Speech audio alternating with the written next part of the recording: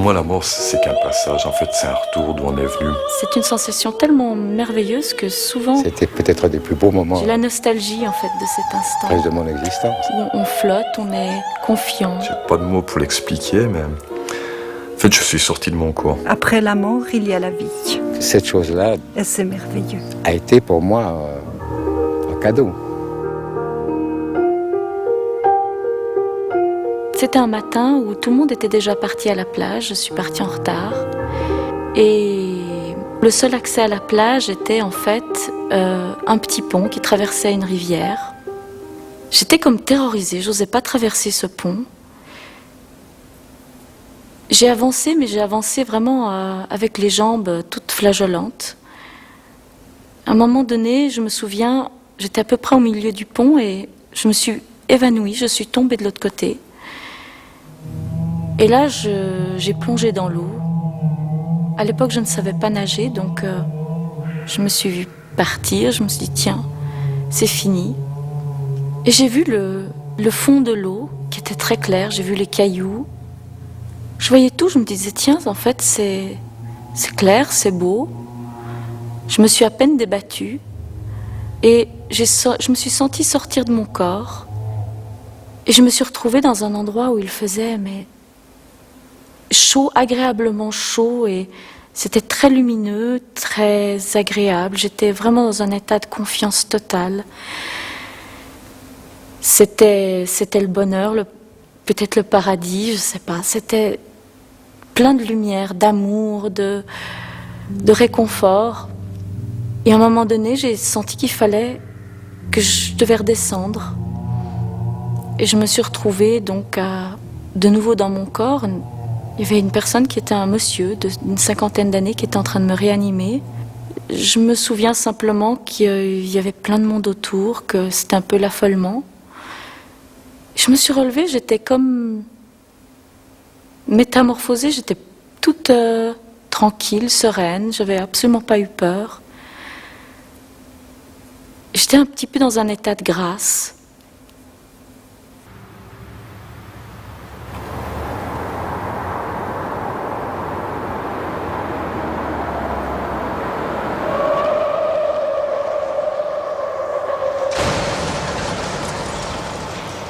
C'était une nuit de Saint-Sylvestre en 1989.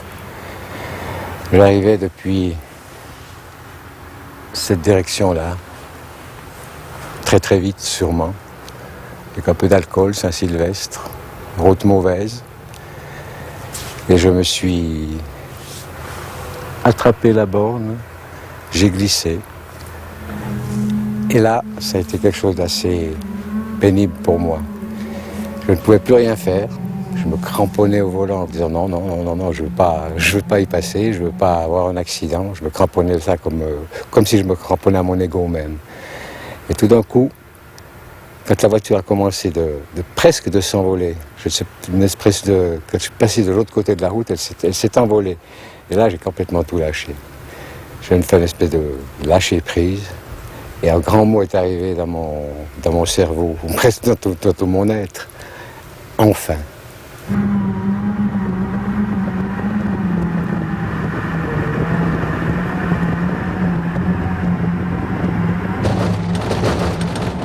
C'est difficile maintenant pour moi de dire ce qui s'est passé vraiment.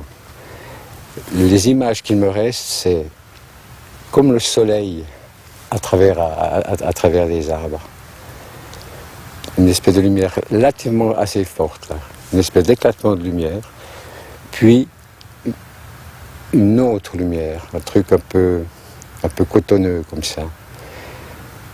Et tout ce genre d'expérience est très très très très difficile. Les mots pour moi sont difficiles à venir, mais une substance un peu cotonneuse, pas très brillante. Et je me suis senti un peu comme éclaté là-dedans, un peu dissocié. Mais tout en faisant partie. Un peu comme quand on est, par exemple, il y a des moments où on ne sait pas si on dort, si on est réveillé, si on est dans une action ou si on n'est pas dans une action. Un peu des fois, peut-être comme en méditation, des fois, on ne sait pas trop. Alors j'étais...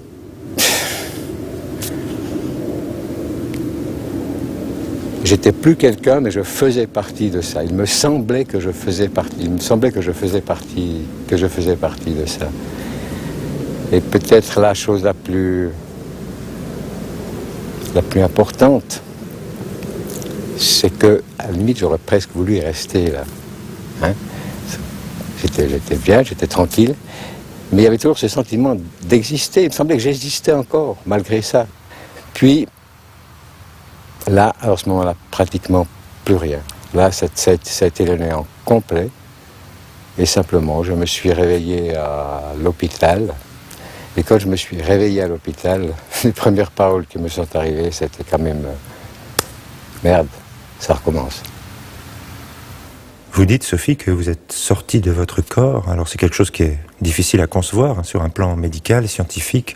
La conscience est dans le cerveau. Vous êtes sûr que ce n'était pas un produit de votre imagination ? J'aimerais bien le savoir. Par contre, ce que j'ai vécu, je l'ai vécu tellement fortement et de nombreuses fois par la suite, ce qui fait que je peux difficilement nier que ça a eu lieu, mais c'est vrai que souvent je me suis posé la question si j'étais peut-être pas normale ou si j'avais pas été traumatisée par cette histoire-là, si c'était... Oui, c'est vrai, souvent je me suis demandé si j'étais pas un peu cinglée. Néanmoins, vous êtes sûr que vous étiez réellement dissociée de votre corps ?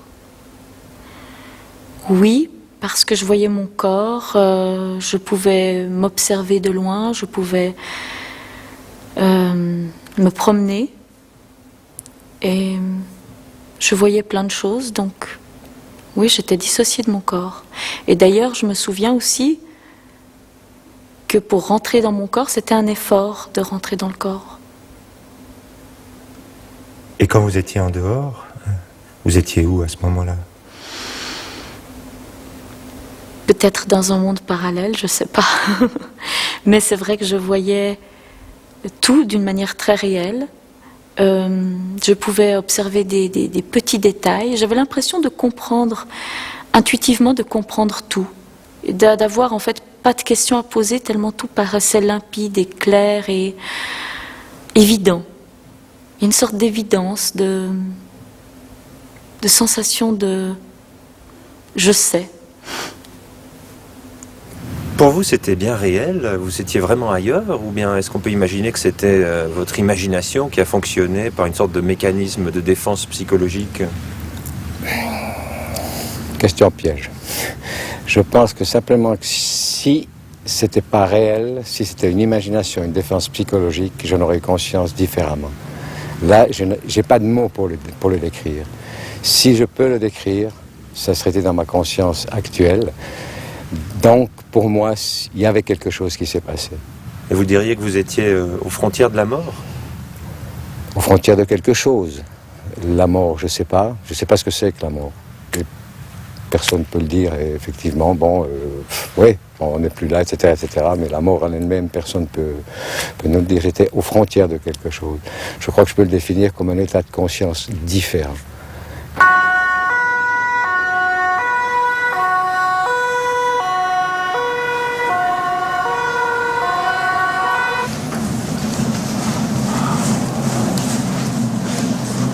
Les critères, je dirais, scientifiques de définition du moment de la mort, c'est une cessation irréversible des activités du cerveau, du fonctionnement du cerveau. Et ça arrive au bout de combien de temps? Alors, c'est très variable, ça dépend d'énormément de facteurs, mais on peut dire que à partir de 4 minutes sans oxygène pour le cerveau, là, on va commencer déjà à avoir des destructions de cellules nerveuses. Et évidemment, après, c'est un processus qui va se compléter après 14-18 minutes, où là, il y a vraiment, je dirais, une destruction complète de l'ensemble du cerveau. Mais je dirais déjà après 4 minutes, on a des fonctions comme la conscience, tout ce qui appartient, je dirais, à la personnalité, à la perception de l'individu lui-même qui sont déjà touchés. Mais en réalité, ce qu'on voit comme témoin, je dirais que c'est pas à un moment donné mais c'est plutôt un processus qui va durer parfois, je dirais, 1 heure, dans le sens que même après l'arrêt du cœur et des poumons, on a encore le sentiment, je dirais, d'une présence dans ce corps. Ce corps est encore vivant quand bien même le cœur et les poumons se sont arrêtés. Et puis il y a encore un sentiment, oui, de présence. Et puis ensuite, eh bien, les choses, je pourrais dire, la lumière s'éteint progressivement. Et c'est vrai qu'après 1 ou 2 heures, on a l'impression qu'on a en face de nous vraiment un cadavre. Le cadavre d'une personne et non plus la personne telle qu'elle était avant.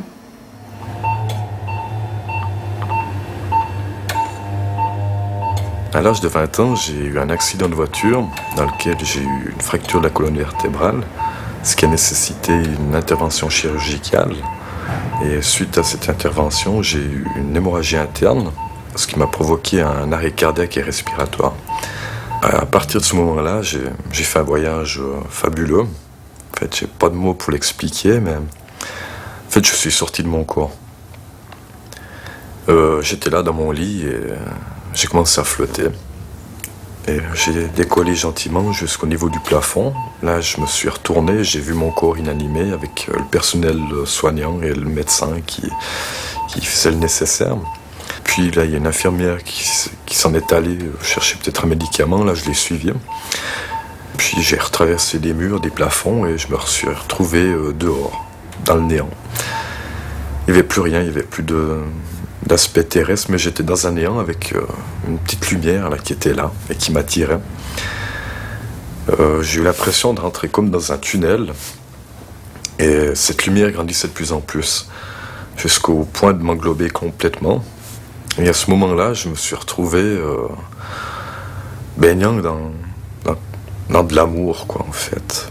Et à ce moment-là, j'ai entendu une phrase qui m'a demandé « Que viens-tu faire ici, Nicolas? Ton heure n'est encore pas venue. » Je sentais une présence, c'était à mon avis un ange, quoi, mais qui communiquait avec moi et qui gentiment s'approchait de moi avec toujours cet amour inconditionnel, et je me suis senti vraiment englobé par cet ange, quoi. Cet ange m'a emmené ailleurs. M'a montré une frontière, quoi. Une frontière à ne pas franchir, qui était un point de non-retour. Et il me l'a dit d'ailleurs, que si je voulais rester, c'était possible, j'avais qu'à passer. Je voyais d'autres entités qui étaient là, probablement des fraîchement arrivés, mais qui étaient là dans le bien-être, qui flottaient. Et je suis resté avec l'ange, et puis cet ange m'a encore amené ailleurs. M'a emmené ailleurs, en fait, je ne pourrais pas expliquer ça avec des mots, mais en fait, là, je suis retombé devant ma vie, quoi. J'ai vu le film de ma vie se dérouler, mais dans tous les détails. Et je me jugeais, j'étais mal face à ça, mais j'avais toujours cet amour inconditionnel qui m'aidait, qui me guidait. Et j'ai réussi à m'accepter, à me tolérer tel que j'avais été. Puis l'ange m'a emmené après encore ailleurs, où j'ai vu ma vie que je ne connaissais pas. En fait, là j'ai pris conscience que c'était ma vie future, quoi. Si j'étais sur Terre, j'aurais vécu ça, quoi. Et à ce moment-là, j'ai décidé en fait que j'avais vraiment une mission à accomplir sur Terre et il fallait que je la fasse, quoi. Donc j'ai décidé de revenir. À ce moment-là, j'ai retrouvé des sensations terrestres et j'ai retrouvé mon corps qui était là, toujours inanimé. Mais j'avais envie de le retrouver et j'ai replongé dedans jusqu'à faire mon premier souffle, comme à la naissance.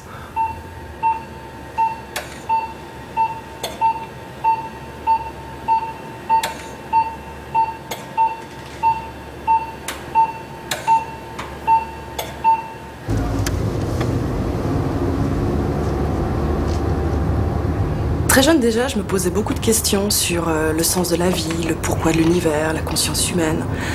Et tout de suite, je me suis tournée vers la science en espérant qu'elle m'apporterait des réponses à ces questions.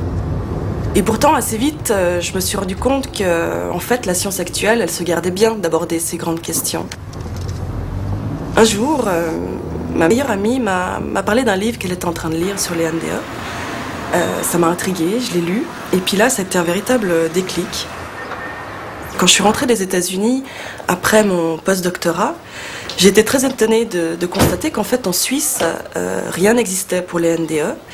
Et il y a environ 3 ans, j'ai eu l'idée de créer Noesis, qui a donc pour but d'apporter une écoute aux témoins et de développer la recherche et l'information en Suisse romande.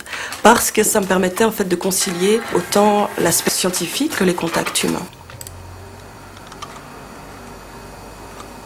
Mais dans ce que racontent les personnes qui ont vécu une NDE, il y a cette idée que leur conscience a quitté leur corps. Comment est-ce que scientifiquement ça peut se concevoir ? Alors c'est vrai qu'en général on pose le problème dans ces termes. D'un côté on a les témoins qui en sont totalement convaincus parce qu'ils l'ont ressenti comme ça, parce qu'ils ont vu des choses qu'ils n'auraient pas pu voir depuis leur corps physique. Donc pour eux, la conscience n'est pas produite par le cerveau, mais celui-ci est une sorte de récepteur pour quelque chose qui viendrait d'ailleurs. Et puis d'un autre côté, on a la majorité des scientifiques pour qui ceci est totalement impossible parce que c'est l'activité des neurones qui produit la conscience. Pour prendre une image, la conscience serait en quelque sorte sécrétée par le cerveau, un peu comme la bile est sécrétée par le foie. Donc le cerveau s'arrête, la conscience s'arrête aussi. Mais ça, c'est une croyance, ça n'a pas été prouvé pour l'instant, c'est ce que l'on croit actuellement en science. Donc pour eux, forcément, ces personnes n'étaient pas mortes d'un point de vue cérébral au moment de l'expérience, donc ils ont halluciné. Pourtant, ce que rapportent les témoins est très troublant et il faut pouvoir l'expliquer. Et pour l'instant, les explications scientifiques proposées sont boiteuses quand on les confronte aux témoignages. Alors, est-ce qu'on pourrait envisager que dans certaines conditions extrêmes, le cerveau se mette à fonctionner différemment, sur un mode différent, qui pourrait expliquer ces capacités paranormales des témoins pendant l'expérience, un peu comme un effet secondaire en fait du phénomène, pourquoi pas? Mais tant qu'on l'a pas étudié, on est incapable de le dire. Donc c'est pour ça que moi j'aimerais qu'on se donne vraiment ces moyens de l'étudier. Ça vaudrait la peine pour pouvoir répondre simplement à cette question.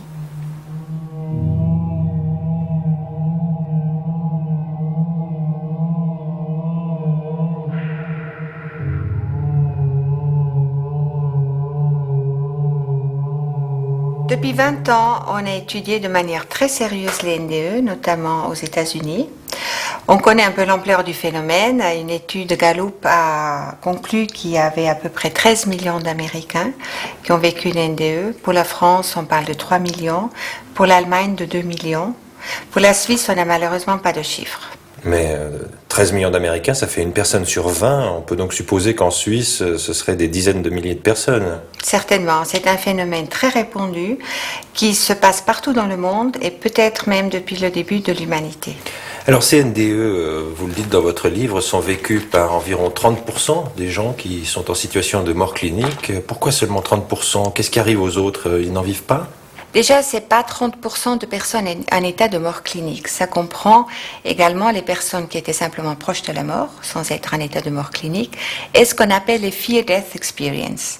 Les Fear Death Experience sont des NDE qui sont induites par l'expectative de la mort. La personne pense mourir, mais finalement n'a eu aucune atteinte physique, lors d'un accident de voiture par exemple. Donc il se peut que tout le monde vive une NDE quand il est proche de la mort, mais tout le monde ne s'en souvient pas. Comment interprétez-vous personnellement ces expériences? Alors, je suis arrivée à la conclusion qu'il ne faut surtout pas prendre ces récits au premier degré. Il s'agit d'images terrestres sublimées. Ce sont souvent des récits un peu paradisiaques, presque enfantins, mais qui cachent en fait une réalité très complexe.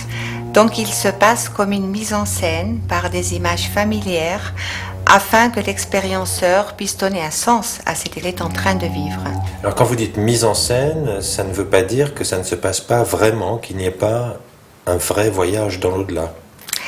Dans l'au-delà, si vous voulez l'appeler comme ça, moi je dirais c'est un voyage dans une autre dimension, dont les propriétés nous sont inconnues, qui ressemble beaucoup à la dimension calculée par les physiciens quantiques. Il y a une vraie similitude là. Je suis convaincue que la conscience de la personne mourante se déplace dans une autre dimension et que, afin qu'elle puisse comprendre ce qui lui arrive, il y ait une mise en scène par des images familières de quelque chose de totalement incompréhensible.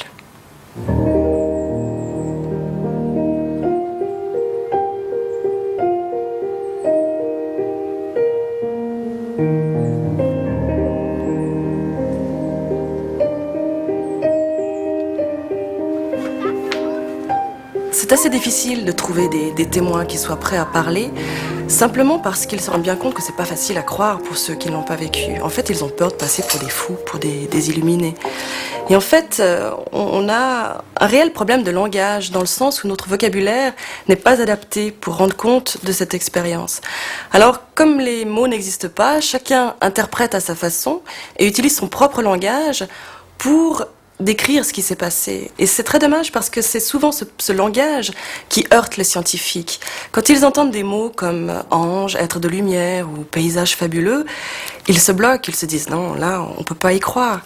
Et moi, la première, quand j'ai commencé à étudier les témoignages, souvent je me disais non, là, ça va trop loin. Et puis, jusqu'au jour en fait où j'ai rencontré Nicolas, ce jeune homme de Fribourg que vous avez aussi rencontré. Et en fait, c'est lui qui a réussi à me faire comprendre que ce qu'il était en train de me raconter, c'était pas ce qu'il avait vécu. Où j'ai compris que je devais prendre de la distance par rapport aux mots employés, parce que ceci n'était qu'une sorte de métaphore, faute de mieux, pour rendre compte de quelque chose qui n'a absolument rien à voir avec notre quotidien.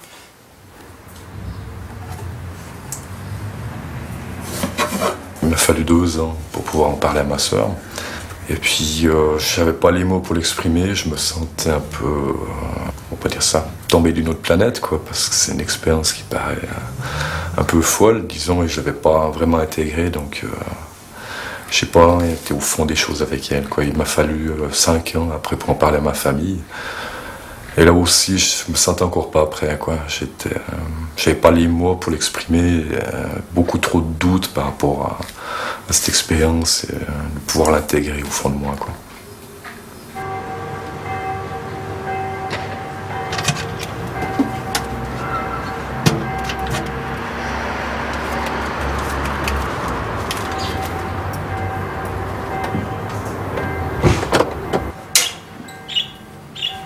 J'ai vécu 3 NDE. La première s'est déroulée en mai 1994. Mon mari et moi, on tenait un commerce d'alimentation et j'étais déjà mère de famille de 3 enfants et je souffrais d'une maladie que les médecins n'arrivaient pas à déceler. La deuxième s'est passée 1 semaine après et la dernière en début de cette année. Et quand vous me dites que vous avez vécu une NDE, ça veut dire que vous êtes passé par les phases de sortir de votre corps, de traverser d'un tunnel. Oui.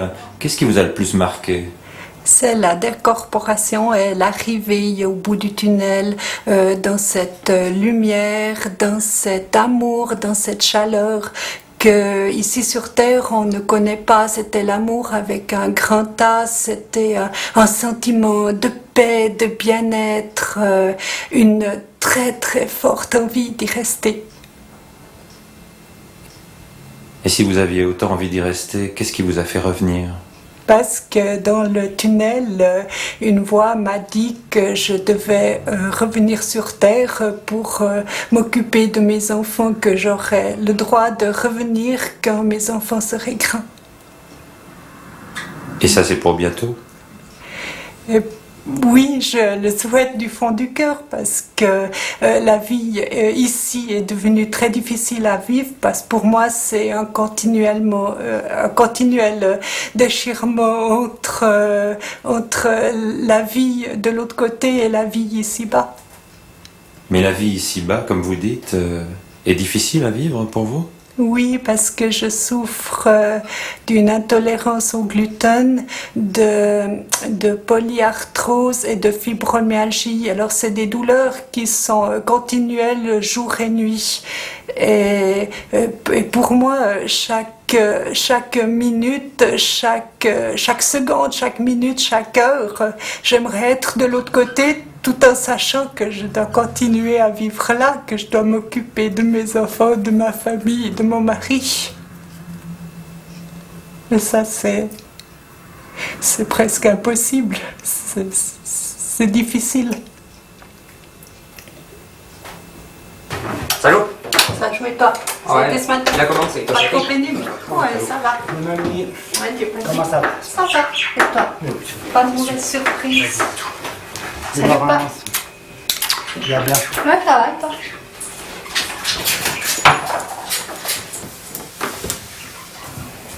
Laurence, quand tu entends ta maman dire qu'elle aimerait mieux être de l'autre côté, comment réagis-tu? Bon, c'est clair que ça me fait quand même mal parce que j'aimerais qu'elle reste avec nous, qu'elle soit ici, mais en même temps, je sais que elle, ça lui fait du bien d'être là-bas, puis qu'on se reverra un jour si elle est de l'autre côté.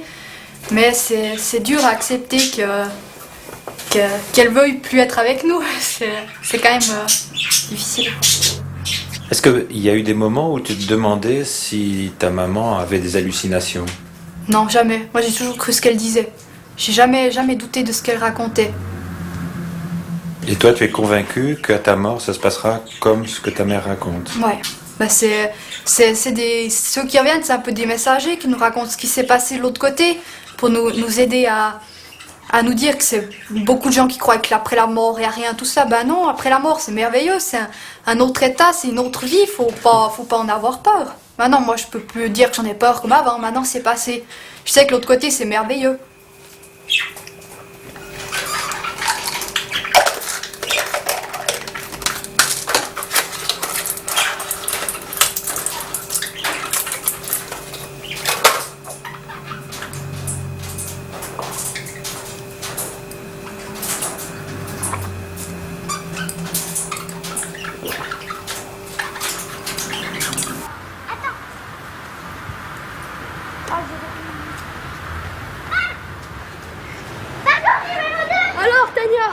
Chez beaucoup de personnes qui ont vécu des NDE, apparemment, il y a eu une enfance difficile. Alors vous, ça vous est arrivé trop tôt, vous étiez toute petite. Est-ce que ça a eu une influence ensuite dans votre enfance? Oui, tout à fait, puisque en fait, suite à cette NDE, j'ai ressenti donc la présence d'un ange, d'une entité qui était toujours avec moi, qui me protégeait et qui me guidait et qui m'a énormément aidée à supporter mon enfance. Notamment, il m'a aussi appris en fait à me décorporer. Mon vrai père abusait de moi, faisait des jeux pervers, et en fait j'étais toujours soutenue par cet ange gardien, donc que j'appelle ange gardien, je ne sais pas comment l'appeler autrement. Ma mère donc s'est remariée une 3e fois, et mon 3e père me battait avec beaucoup de violence, parfois pendant 10 à 15 minutes d'affilée. C'était très très violent physiquement. Donc justement, lorsque mon beau-père me frappait, que ça commençait, j'avais retrouvé en fait la technique presque instinctivement. J'arrivais à quitter mon corps pour pas supporter 10 minutes de tabassage parce que c'était très long. Et suivant dans quelle position je me mettais, j'arrivais à partir très vite et à réintégrer mon corps une fois que tout était fini. Donc ça a été, en fait, grâce à ma NDE, je pense que le mécanisme a été mis en route à ce moment-là. Ça m'a donné la possibilité de le reproduire, un peu comme une gymnastique finalement. Vous parlez de décorporation, vous parlez d'anges comme si c'était des évidences, alors que pour la plupart des gens c'est un peu surréaliste. Vous arrivez à en parler autour de vous, comme vous le faites maintenant? Non, c'est très difficile. La plupart des gens sont fermés, réagissent avec beaucoup de scepticisme. Et souvent on me dit, bon, elle est un petit peu allumée, elle n'a pas les pieds sur la terre. Et ça vous empêche d'en parler encore? Oui. Souvent, c'est difficile d'en parler. Allez, t'as tout ramassé, c'est bon? Quelque part, je trouve ça bien. T'as encore 2-3 jouets? Oh, bon, on y va? Allez, vas-y. Je suis artiste lyrique, mère de 3 enfants, et je chante et j'enseigne également le chant. Et ces expériences que vous avez vécues, ça influence votre manière de travailler? Je pense que oui. Je pense que j'essaye au mieux d'intégrer l'écoute de l'autre, l'écoute des problèmes, d'avoir une oreille plus plus attentive en fait aux problèmes des gens. Et dans votre vie de famille, ça a une influence? Alors, j'essaye au mieux de faire comme si de rien n'était, mais c'est vrai que pour l'éducation des enfants, c'est pas toujours facile d'avoir une mère fragile, une mère sensible. Alors peut-être que l'image que je leur donne n'est pas toujours très rassurante. C'est pas une mère d'un bloc, c'est une mère avec en dents de scie, avec des moments très intenses de prière, d'introspection, et puis des moments très actifs.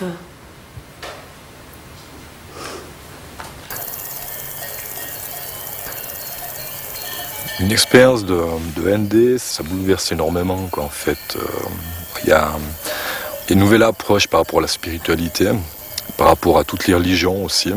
Je fais un amalgame de plusieurs religions, en fait, actuellement, quoi. Mais je suis revenu sur ma religion principale, qui est le catholicisme. Pour moi, c'est indéniable qu'il y ait quelque chose après, quoi. Donc, je crois, en fait, j'ai la foi dans l'au-delà. J'ai la foi de la vie après la vie. J'ai la foi en Dieu, j'ai la foi dans les puissances divines. Pour moi, c'est plus qu'une certitude, quoi. C'est un vécu. Et je crois que ça, c'est la valeur la plus essentielle, c'est aimer. C'est de retrouver la valeur réelle du sens aimer, quoi. L'amour absolu. Et ça, je crois que c'est c'est quelque chose qui peut nous diriger toute notre vie, quoi. C'est difficile d'aimer? Très difficile, oui.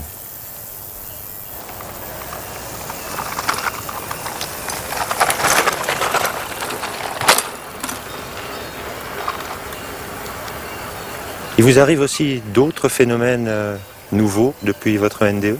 Oui, il y a les prémonitions, par exemple. Ça m'arrive fréquemment, ça. Ça se passe comment? Ça m'est arrivé, par exemple, avec les personnes avec qui j'ai eu l'accident, là, une année après. On était en voyage aux États-Unis et là j'ai eu une vision d'une voiture qui nous coupait la route, une voiture violette. C'était sur l'autoroute, ça me paraît, il n'y avait aucun sens. Puis effectivement, ça s'est passé 3 jours après, j'étais au volant. Et puis j'ai pu éviter l'accident, mais vraiment, c'était comme dans un film, c'était synchronisé. Et puis j'ai pu éviter parce que j'étais averti, quoi. Et vous donnez quel sens à cette prémonition? Ou bien, il y a quelqu'un qui me surveille, enfin, c'est peut-être un ange gardien. Mais je suis averti souvent de choses qui vont m'arriver, oui. Ça veut dire quoi? Ça veut dire que tout est écrit à l'avance? À mon avis, le destin existe, oui. On peut le changer, mais le destin est plus ou moins tracé, oui.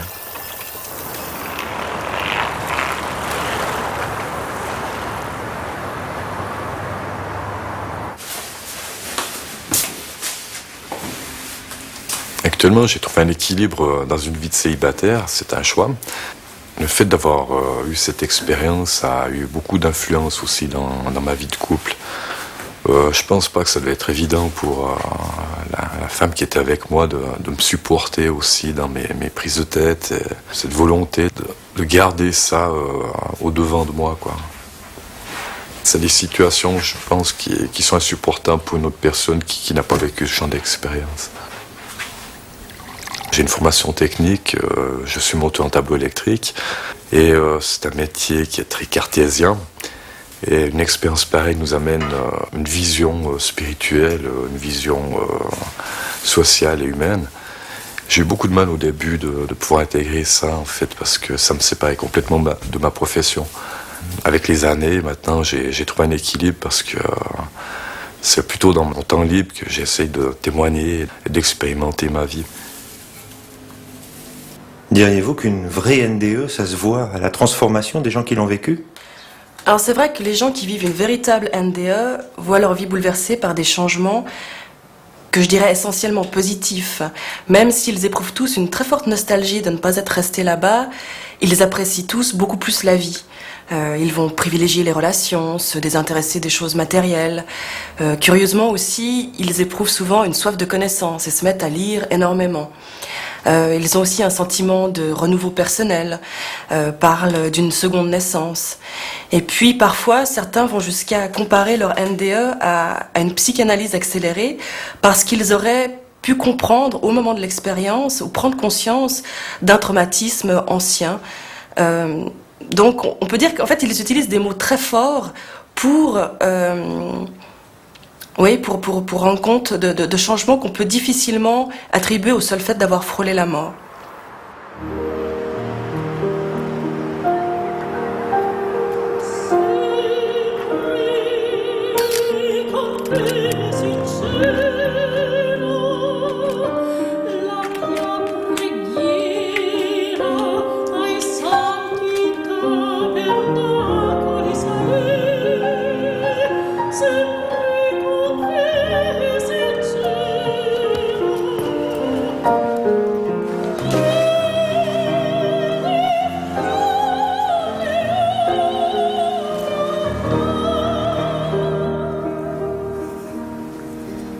Ça, dans le quatrième, ça c'est qui?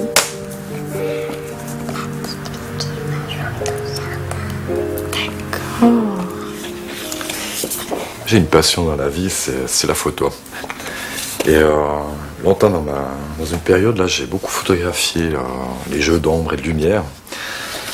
Parce que pour moi, ça représente bien la vie, quoi. Et ses contrastes, parce qu'on a besoin d'avoir les deux extrêmes pour se faire une idée de la vie. Le fait de photographier beaucoup ces jeux de lumière et d'ombre, en fait, c'est un peu une recherche par rapport à la ND. Pour moi, la ND était une lumière qui s'allumait sur une part d'ombre qui est l'au-delà, qui est l'inconnu. Et je crois que c'est une grande recherche que j'ai faite au travers de la photo.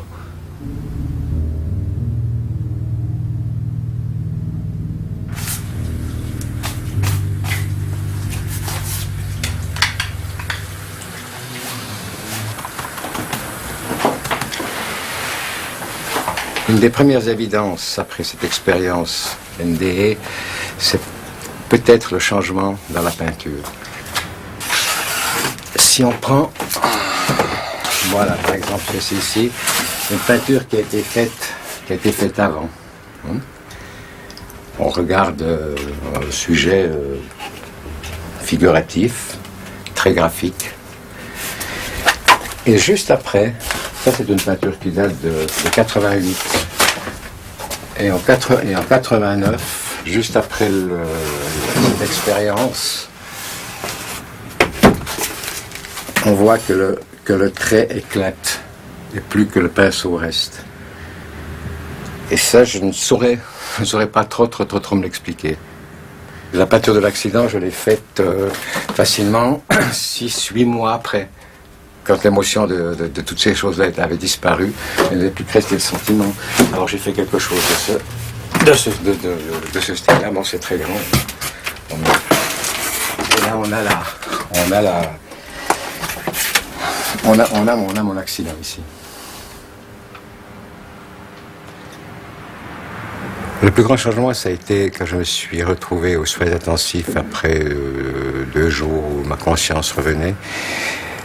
Et que là, j'ai vraiment lâché prise pour me dire, ok, je fais. Enfin, nous faisons avec mon ami de l'époque un enfant.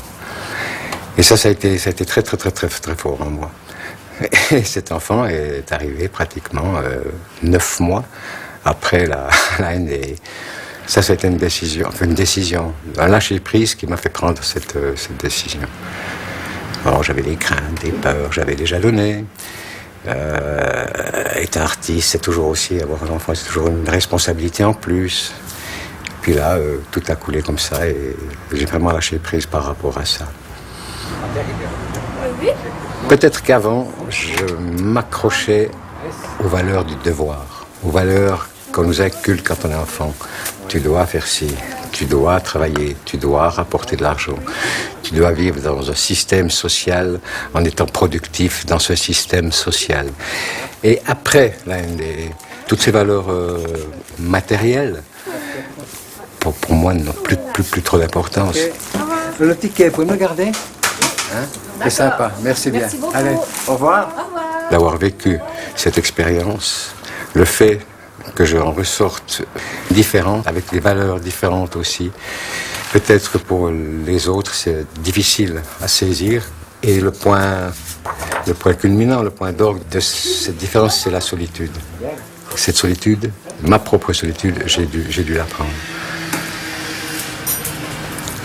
Non, mais comment ça s'appelle, NDE, et ben justement, on avait pas d'un accident, mais pas du coma, de je sais pas quoi, là. T'as vu les lumières. C'était quoi, en fait? T'avais vu quoi? Ben écoute... Je l'avais vu, mais je sais plus. Quand la voiture a commencé de monter, et ben c'est là que tout d'un coup j'ai vu dans les arbres une espèce de lumière. Une espèce de lumière. Mais pas comme, je sais pas, des fois on raconte avec qu'on voit un tas de personnages, on traverse un tunnel. Moi j'ai rien vu de ça. Après cette lumière, je me suis senti dans une espèce de truc très cotonneux. Mais comme j'avais toutes des particules qui étaient non, mais comme moi j'étais complètement séparé. C'était toutes des particules, comme éclatées, comme la peinture de l'accident que j'ai fait. Paf, ça fait comme ça. Et puis c'est ce qui m'est arrivé. Ouais. Eh ben oui, effectivement, c'est à cause et pour cela aussi que t'es né. 9 mois après. Non, ça j'ai entendu quand t'as dit. Tu savais pas? Ben non. Enfin, je savais que c'était par l'entour. Mais... ouais. Est-ce que c'est le numéro 112? Est-ce que c'est le numéro 124? Le 124. Le 124, c'est la Reine des Prés. Jean-Pierre, votre femme dit que pas mal de choses ont changé. Vous avez, observé beaucoup de changements chez elle? J'ai observé des changements, effectivement. Déjà, simplement, le pendule. Avant, je m'intéressais un peu aux cartes et à tout cela, et elle, pas du tout. Et bien maintenant, elle est venue très forte avec le pendule. Et sa personnalité a-t-elle changé également? Sa personnalité aussi, on est beaucoup plus proche qu'avant. Dans le sens qu'on n'a plus besoin de se causer ou de se dire des choses pour se comprendre. Ouais, puis il y a aussi beaucoup plus, elle vit plus au jour le jour, elle a moins des besoins matériels, de sentir qu'il y a quelque chose qui suit derrière. Ce qui a aussi changé depuis ma dernière NDE, c'est que je dérègle les appareils électriques. D'ailleurs, je les ai descendus à la cave. Alors, il y a un mixeur qui ne fonctionne plus. J'ai acheté un autre manuel, comme ça je suis sûre de ne pas avoir de problème. Une machine à calculer, y compris aspirateur, vidéo, radio, appareil CD, téléphone portable. Alors ça, c'est quelque chose qui a l'air assez fréquent chez les personnes qui vivent des NDE. L'hypothèse qui est faite, c'est que c'est une modification de leur champ électromagnétique. Vous, qu'est-ce qui vous rend certaine que c'est lié à vos NDE? Cela ne se produisait pas du tout avant. Et ça se produit seulement avec vous? Oui, tout à fait. Je prendrais comme exemple l'aspirateur. Mon mari, les enfants l'emploient, il n'y a aucun problème. Moi, je l'emploie, il se dérègle. Mon mari l'ouvre, le regarde et il n'y a absolument rien du tout. Il le remonte, il fonctionne, je l'emploie, il ne fonctionne plus. Ça doit être troublant, non? Oui, parce que ça amène une certaine peur d'employer les appareils. Quanto è bella, quanto è cara, più la vedo e più mi piace, ma in quel cor non ne son capace. Vous dites, Sophie, que vous avez des visions prémonitoires depuis longtemps. J'aimerais savoir comment ça se passe. Vous avez des exemples récents à me donner?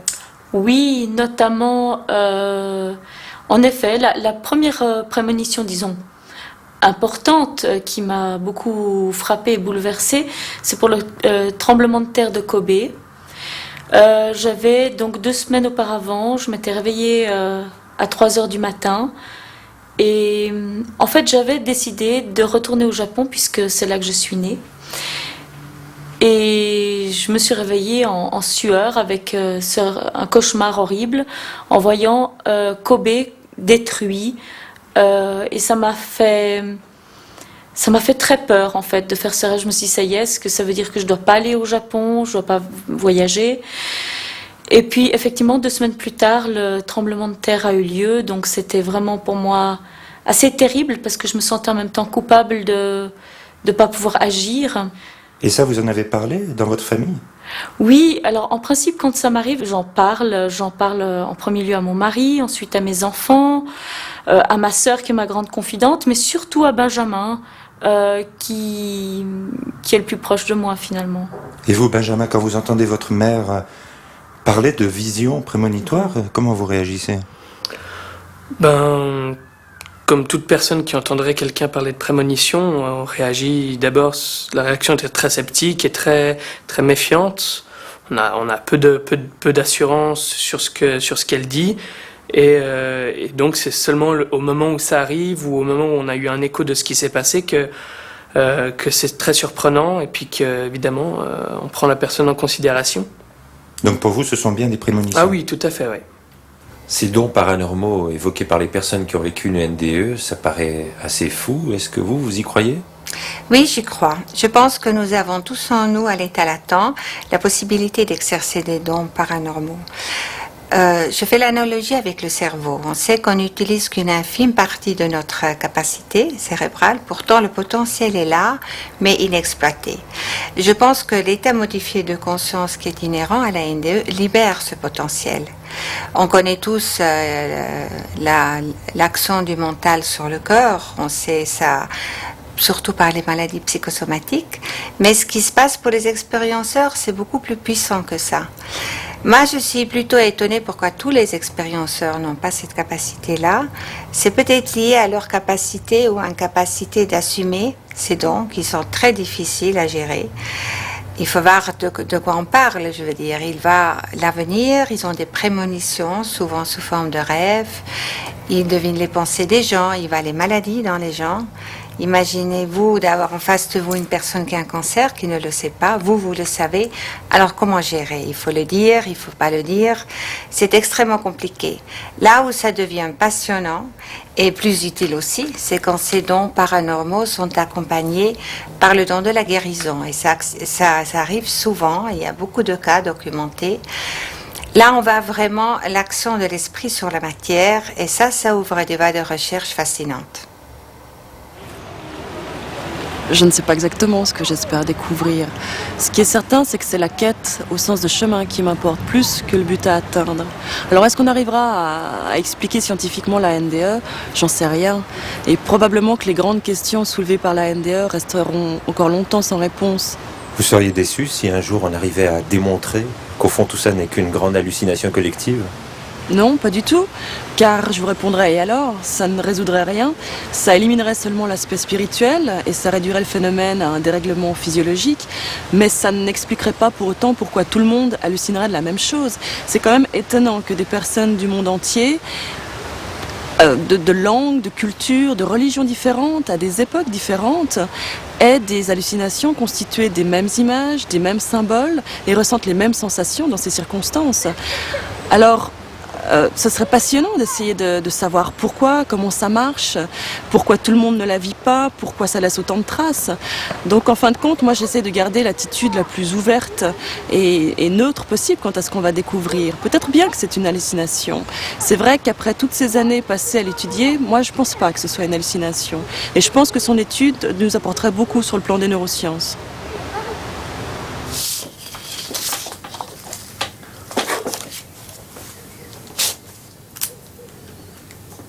Je dirais que la ND, au point de vue collectif, je pense qu'on devrait former l'humanité, en fait, parce que l'humanité est en perte de croyance, ne croit plus en rien, a peur de tout, a peur de la mort surtout.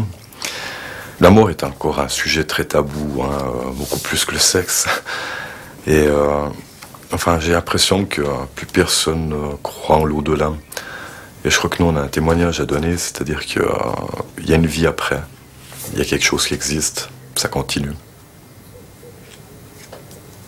Ah, si j'avais le choix de revivre une ND, ce serait alors volontiers tout de suite, quoi. Je préfère faire une ND que de voyager sur la Lune, quoi. C'est beaucoup plus fabuleux, ça apporte tellement de choses. La vérité de la vie aussi.